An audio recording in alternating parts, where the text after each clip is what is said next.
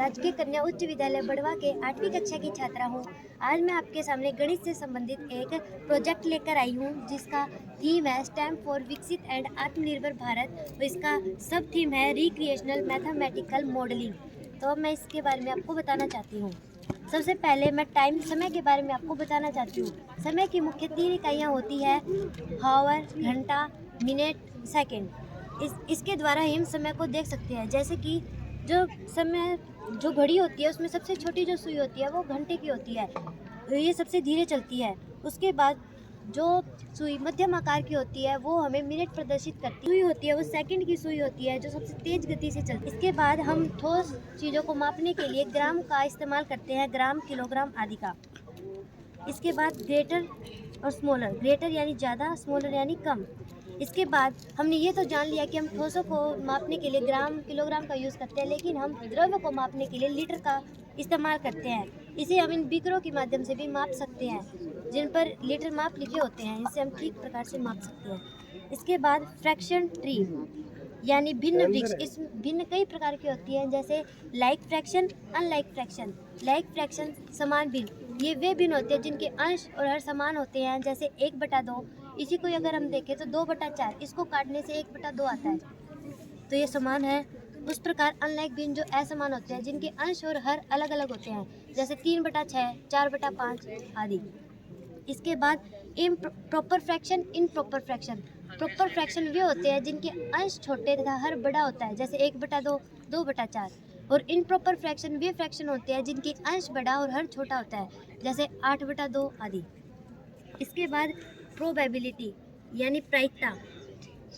जैसे मान लीजिए मैंने कोई भी 5 गेंदें उठा ली है, अगर इनमें से मैं कहूँ कि इसमें पिंक बॉल उठाने की प्रायिकता कितनी होगी, तो इसमें पिंक बॉल 2 है जबकि ये टोटल बॉल 5 है, तो ये हो गई 2/5। इस प्रकार हम प्रोबेबिलिटी निकाल सकते हैं। ऐसे ही मैं डाइस का एक एग्जांपल देना चाहती हूँ। जैसे अगर मैं कहूँ कि इसमें विषम संख्या जो है उनकी प्रायिकता कितनी होगी, तो इसमें विषम संख्या 3 है, 1, 3 और 5। तो इनकी प्रायिकता, और ये टोटल 6 है, तो इसकी प्रायिकता हुई 3/6 यानी 1/2।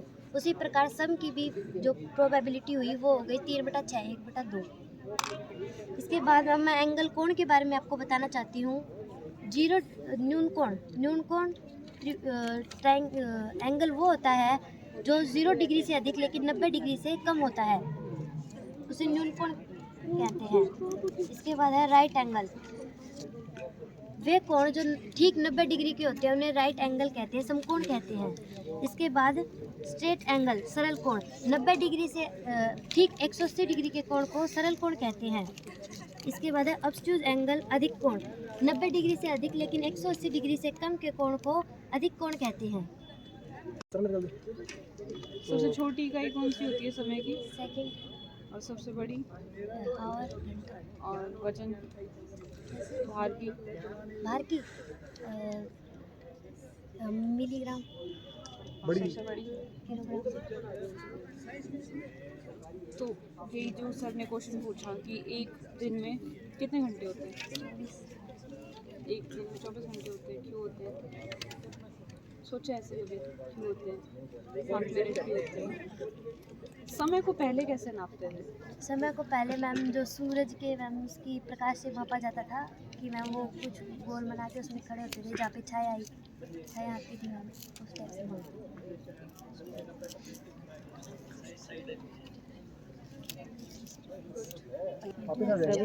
से।